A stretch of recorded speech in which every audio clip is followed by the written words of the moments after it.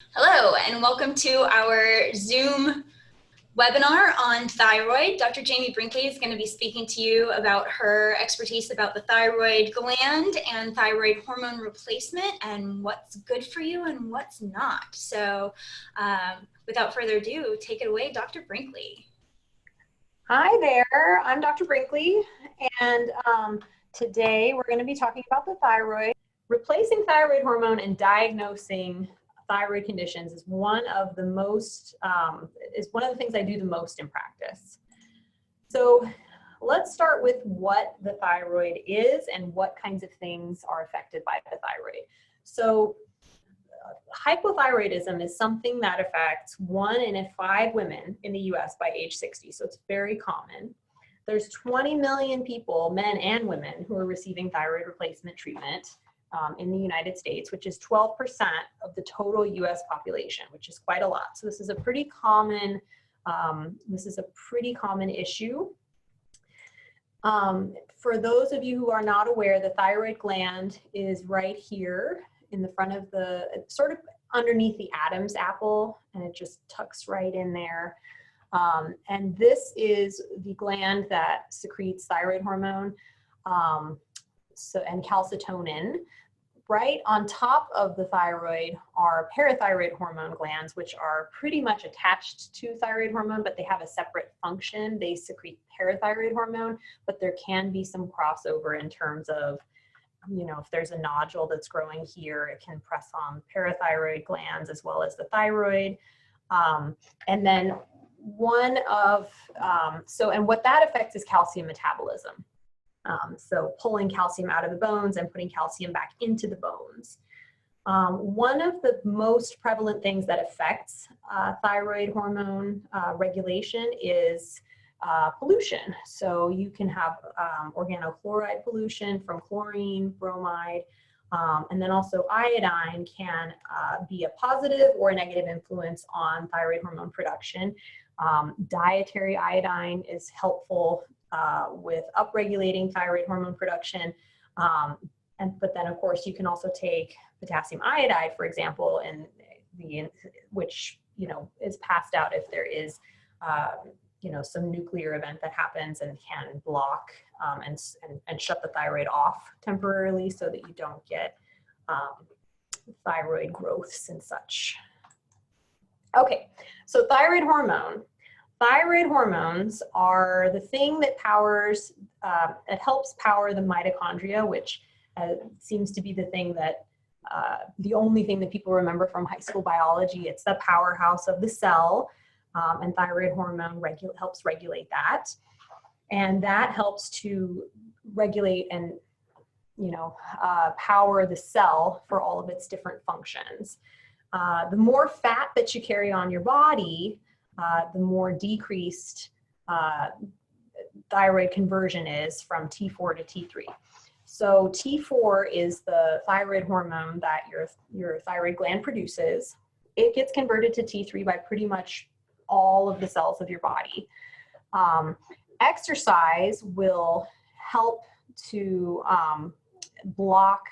basically exercise helps to optimize this biochemical conversion by keeping it from going to its enantiomer, which is reverse T3, which will sit on a thyroid receptor, but it will not turn on a thyroid receptor on the cell. So just yet another reason to get your daily exercise in.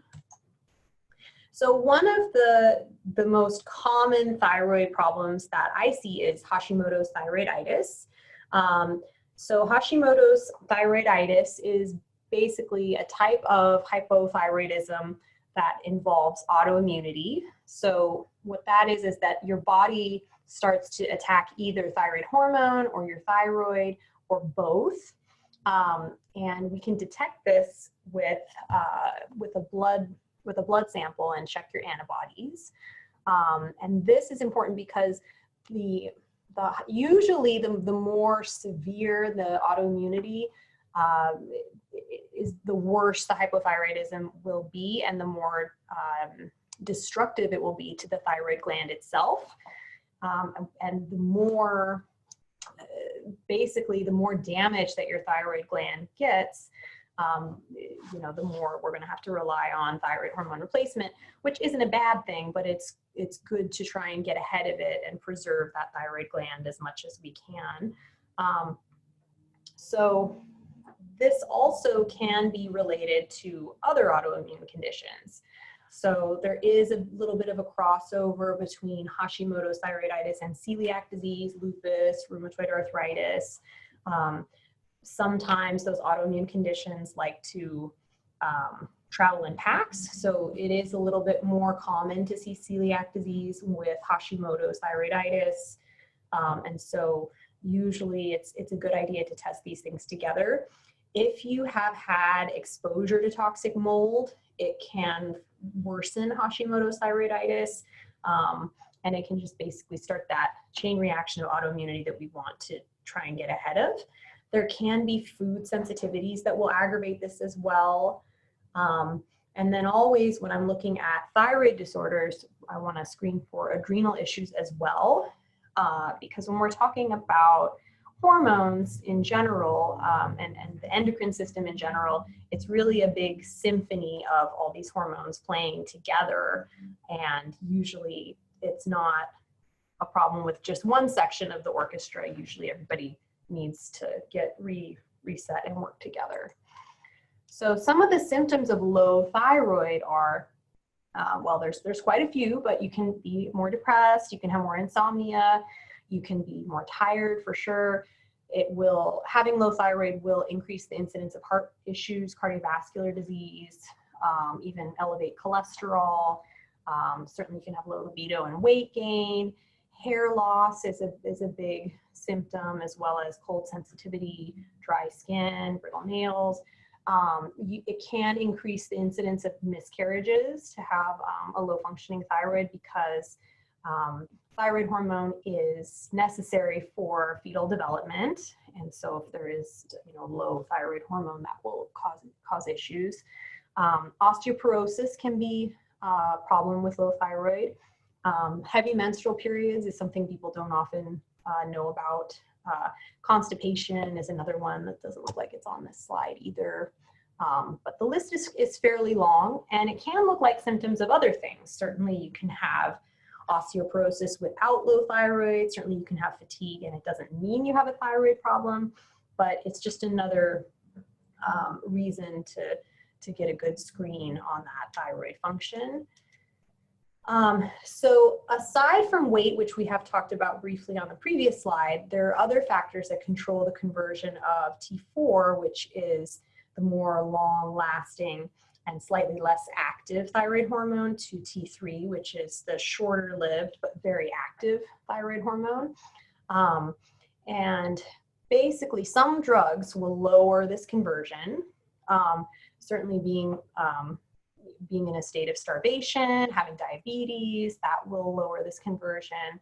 And then, and that's partially a survival mechanism, because you don't want, you know, your cells just powering through all their energy if you're just not going to get any more food for a while. Nutrient deficiencies will impair this conversion, because these nutrients are cofactors in this conversion. So basically these nutrients are eaten up in this conversion. And so we need them to kind of keep going. High carbohydrate diet can affect this. Stress will affect this, and increased cortisol and caloric restriction, even not to the point of starvation, will also affect this.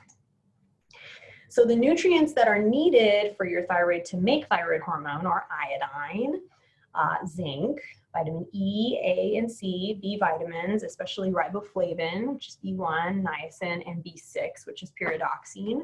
Those are all needed. And then other nutritional support, iodine is very helpful, but you want to be careful with the amount of iodine that you're taking. There's certainly some very high dose iodine products out there, just over the counter on the market, and overdoing it on iodine can suppress thyroid. So you want to watch out, especially if you have autoimmune thyroid disease. But in general, B vitamins, selenium, omega-3s are helpful for the thyroid. And then avoiding excess alcohol, soft drinks, and sugar, that can also be helpful nutritionally. these are the most common offenders in terms of drugs that are well known to impair thyroid function. They are not necessarily super commonly used, but they are out there. Propranolol is probably the most common one on this list, which is a blood pressure medication. And then excessive iodine, as I mentioned before, is the other really common one that I will see. But amiodarone is used as well for some types of heart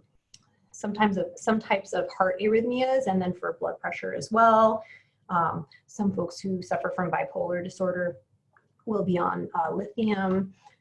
And then, these are just things to just be aware of. Chemical exposures. This is another area where we can have thyroid issues. This is, people that like to swim quite a bit in heavily fluorinated pools. Sometimes that will affect the thyroid. PVCs and PCBs are in plastic, and other chemicals. Cigarette smoke, heavy metals in general can definitely affect thyroid function. And then in general, some healthy foods that can help support your thyroid are listed here. You do want to watch out with Brazil nuts.